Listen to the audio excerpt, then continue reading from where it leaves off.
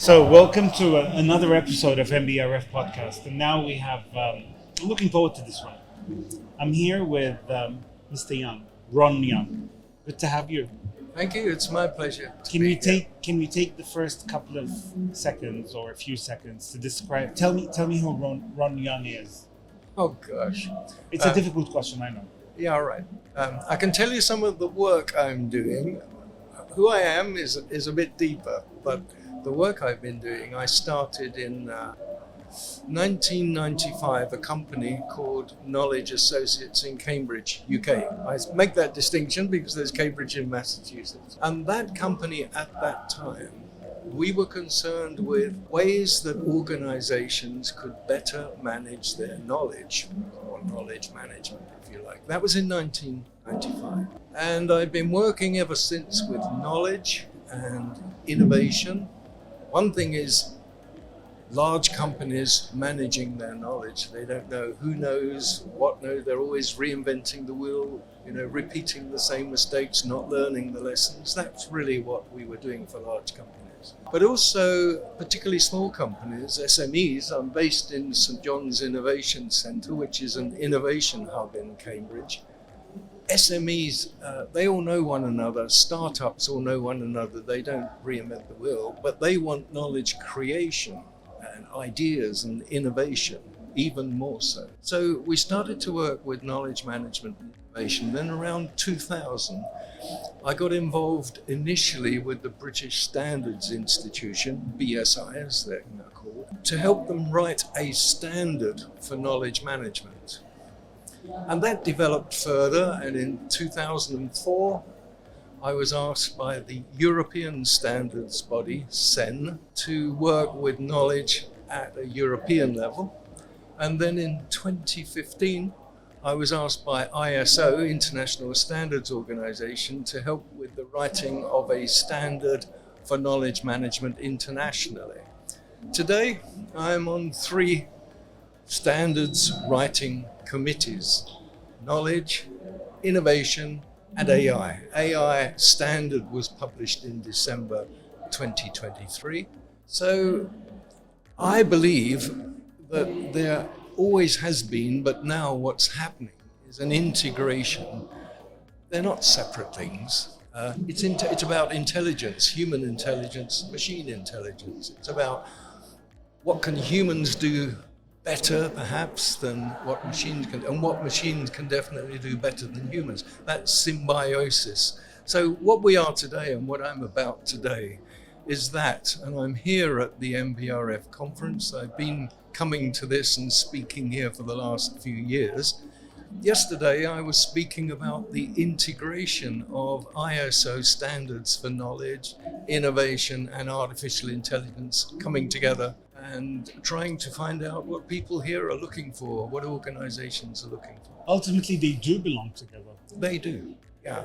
Ultimately, I think one of the problems we have in organizations is that people tend to specialize. Typically you go into a company and you talk about innovation, there's a group of people over there somewhere doing innovation. You talk about knowledge, there's another group of people over here. You talk about AI, there's a new group that's just started focusing on AI. But sometimes they don't talk to one another. Naturally, it's more holistic. I put today that we should be looking at more integrated, more holistic management systems. We couldn't do it in the past. In the 1990s, we were evolving the way we best knew. Today, with the technologies that support us, we can look at management in a completely different way. So a small startup, what happened in the past is if they were successful, they would grow rapidly, and then the knowledge would fragment. And that's when the problems start. Then you get the big companies where there's fragmented knowledge and communication problems. Today, if we can start the small companies with this more integrated, holistic approach and systems to support them, they will grow much better and less fragmentation. I can so relate to this. When companies start, this is brilliant. Yeah. Because I'll tell you what, if you think about it, look, I shouldn't talk about this in your presence, but I mean, with all that experience that you're discussing, but you've opened my eyes to something very interesting. It makes no sense for you to innovate away from the knowledge that you have. What are you innovating for? Yeah. You're innovating to solve a problem or to make something good better. True? Right. And you can only do that if you have the knowledge across the organization funneled through. And then as a result of that, something new happens. Yeah. Or true? Bringing them together is not just the sum of the parts. Something emerges beyond. Those organizations that have an integrated, more holistic approach, whether they're a tiny startup or whether they are a huge multinational, there is something that emerges that is going to be the differentiator in the future between those that don't work that way and those that keep separate. But, you know, to be fair, it's easy to have hindsight, but you're quite right. There's no difference really. We're all learning all the time. We're all getting ideas all the time. Although we like to have specialized areas for innovation and research and development, quite rightly, every human being has that creativity potential if they're given it.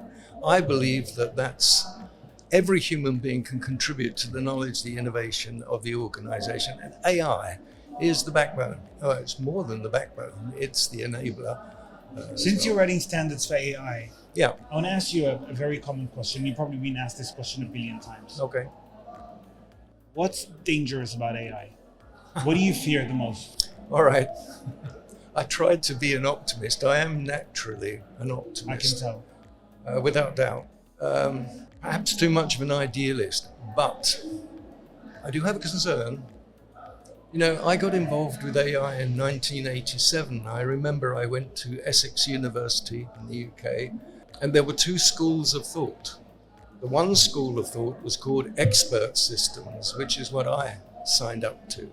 That was all about putting human knowledge into a system with a set of rules and an inference engine, really. So we could put a doctor, some of the knowledge of a doctor into the AI for the first patient meeting for diagnosis to help. It's some really good work, but it was so slow. We had to put all of the human knowledge in, and by the time you put it in, it had changed, and it's very expensive. Alongside that school of thought of expert systems was neural networks, trying to simulate the neurons in the brain. And at that time, in 1987, they weren't working with millions or billions of neurons and parameters. They were working with a few. And it was really hard. It didn't go anywhere. So AI had its dark period, I suppose, but I became excited again in, I think it was 2015, 2016, when DeepMind in London, now Google DeepMind, did AlphaGo to beat the world champion in Go using AI. It was quite historic, and why I became excited. And then, they moved on to AlphaFold, all protein folds in the world. What would take a PhD student maybe months, if not years, to fold one protein, the AI could do it just like that. And now they've given, I don't know how many proteins there are, frankly, 20 million. They've given all of that to society free of charge. That was 2016, 2017, 2018. And I became very, very excited because it's not just generative AI, which everyone's talking about today. It was something else.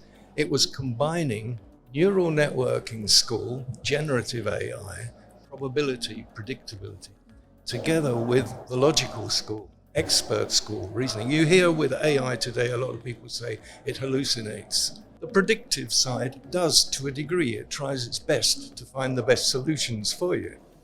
If you combine that with the logical side, then you get some amazing things. That got me so excited, but I started to get scared.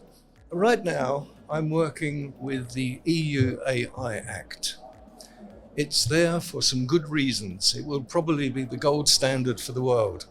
And it's interested in international standards, so the standards I work with, knowledge, innovation, and AI, it's very interested, and it feels that these standards are making a big contribution to complying with the EU AI Act. perfect, but they are not yet completely there because they lack one thing that EU are focusing on, which is the human dimension, the human privacy, fairness, equity, the things for the individual. And I'm a bit worried at the moment because I'm not worried about the good people in the world that will try to abide by these regulations. Those that want to.